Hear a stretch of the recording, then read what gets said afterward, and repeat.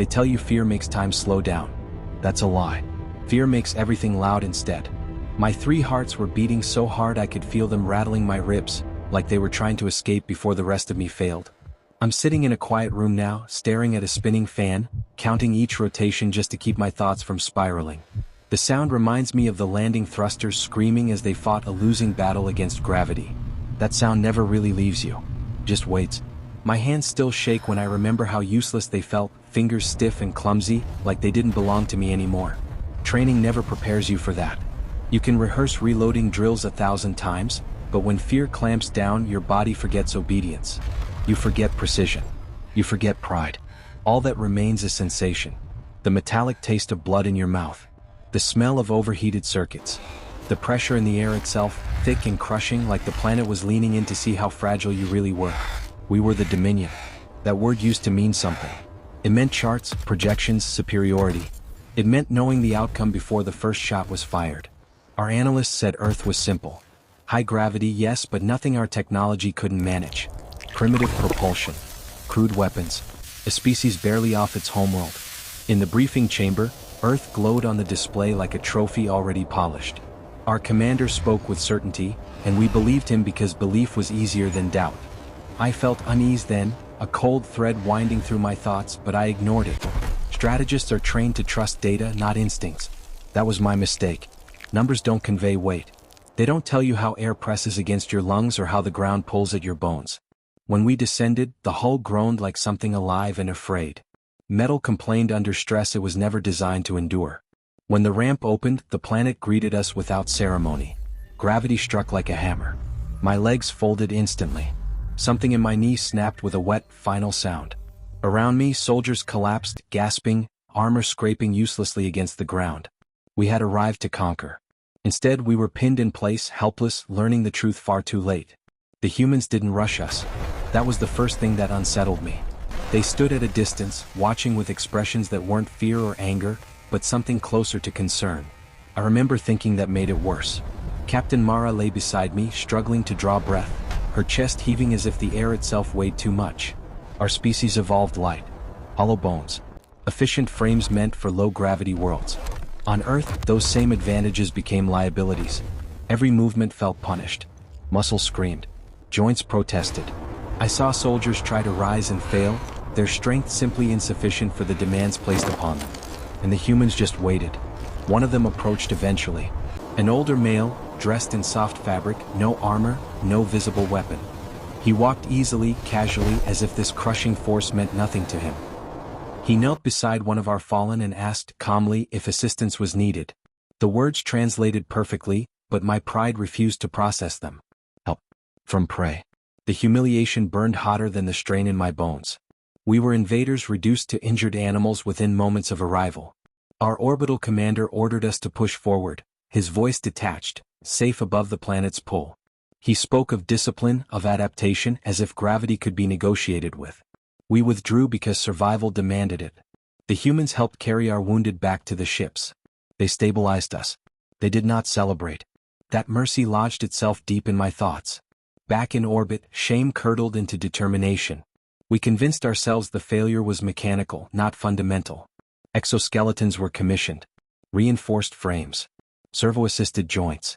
We told ourselves technology would bridge the gap biology could not.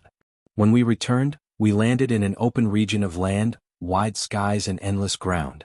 The suits held us upright, grinding and whining under the strain but standing nonetheless. I could smell overheated lubricant and scorched metal inside my helmet. Then the humans arrived again, this time in vehicles powered by explosions, roaring across the terrain with unapologetic noise. One man stepped out, wearing a hat and an expression that suggested annoyance rather than fear. He looked at us like one might look at a fence built in the wrong place. We postured. We declared authority. And then a human woman sat down across from one of our strongest soldiers and placed her elbow on a table. The challenge was simple. Strength against strength. I watched our suit's servos spike into the red as power poured into resisting her grip. She barely reacted. No strain. No effort. When she slammed his arm down, the table shattered. Silence followed. Something inside us broke with it. Understanding arrived not as panic, but clarity. Humans were not strong despite their world. They were strong because of it. Every step they took from birth was resistance training. Every breath worked muscles we never needed. Their bones were dense, their tendons resilient, their bodies conditioned by constant opposition. We had built machines to simulate hardship. They were born into it. The realization spread through our ranks, quiet and devastating. Then the sky changed. Human aircraft tore overhead, sound alone a physical assault. Our vessels hummed with refinement, anti-gravity fields smoothing every motion. These machines screamed. They cut through the air with violence, moving faster than physics should allow living pilots to endure. Our sensors struggled to track them. Our shields, calibrated for energy dispersal, meant nothing when struck by solid projectiles moving at impossible speeds. Metal tore through defenses designed for elegance. Explosions blossomed. Communication arrays disintegrated. Soldiers scattered, their heavy suits slowing them to a crawl. Above us, the human pilots flew low, close enough that I could see gestures through the canopy. Waving. Mocking. Not because they hated us but because they understood the outcome already. We had never been equals. I gave the retreat order before command authorized it. I knew the consequences. Dishonor. Demotion. Possibly imprisonment. None of that mattered compared to what I saw in my soldiers' eyes. Fear, yes, but also comprehension. We weren't opponents. We were curiosities. An interruption in their routine. If we inflicted real harm, if we forced them to stop restraining themselves, there would be no negotiation left. They weren't fighting for conquest. They were indulging restraint. Their weapons were crude because crude worked. Chemical propellants. Kinetic force. Solutions honed through centuries of conflict against their own kind. They didn't need advanced drives to be lethal. They had a planet that tried to kill them daily and failed. We fled. Not chased. Not destroyed. Allowed to leave. That mercy haunted me more than defeat ever could. Back home, treaties were signed. Trade routes opened. Diplomatic language smoothed over reality. Officially, it was mutual understanding. Unofficially, it was survival through humility. I see humans now in council chambers, standing comfortably under artificial gravity calibrated to our needs, and I remember how they looked under their own sky. Relaxed, unburdened, unafraid. Strength like that doesn't need to announce itself. It simply exists. And once you recognize it, you cannot unsee it. The ringing in my ears returns whenever I think too long on it. A reminder of speed, of impact, of how quickly certainty can be erased. We came believing ourselves hunters. We left knowing we had wandered somewhere we never belonged. I am awake most nights. Sleep doesn't come easily after you felt a world reject you. The fan spins above me, steady, harmless, and still my muscles tense as if gravity might suddenly increase. Officially, I am reassigned. A strategist who chose caution over glory. History will frame it kindly. Privately, I know the truth. We survived because we were deemed insignificant.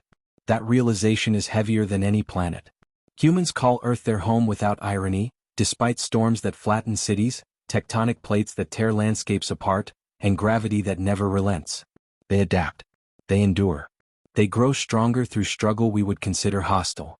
When I think back, the moments that linger are not the weapons or the machines, but the casual humanity of it all. Dale tipping his hat, unimpressed.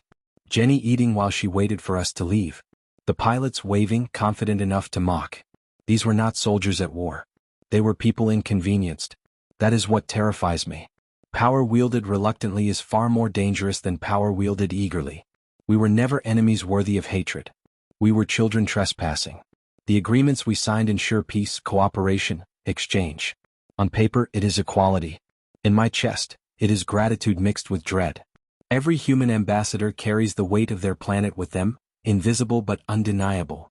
I feel it pressing on my lungs when they enter a room. I imagine what would happen if restraint vanished. If patience ended. They would not announce it. They would not posture. They would simply act with the same efficiency they used to survive their world every day. I will never return to Earth. I will never again look at images of blue skies and green land without remembering how those colors concealed a forge. We tell ourselves stories about mastery of the stars, about destiny and expansion. Those are comforting myths. Reality is simpler. Strength is shaped, not claimed. The Dominion learned that too late. We are not conquerors. We are witnesses who escaped with our lives and our illusions shattered. The worst truth, the one that keeps me counting fan rotations in the dark, is not that we lost. It's that loss was never on the table. There was no contest. No war. Just a brief moment where a powerful species noticed us, measured us, and decided we weren't worth the effort. That mercy is the scar I carry. That knowledge is the weight that will never lift. We believed ourselves masters because no one had ever challenged us. Then we met a species forged by gravity, pressure, and persistence, and learned what real strength looks like. They didn't conquer us. They didn't need to. They simply stood where they belonged, and we broke ourselves trying to stand beside them.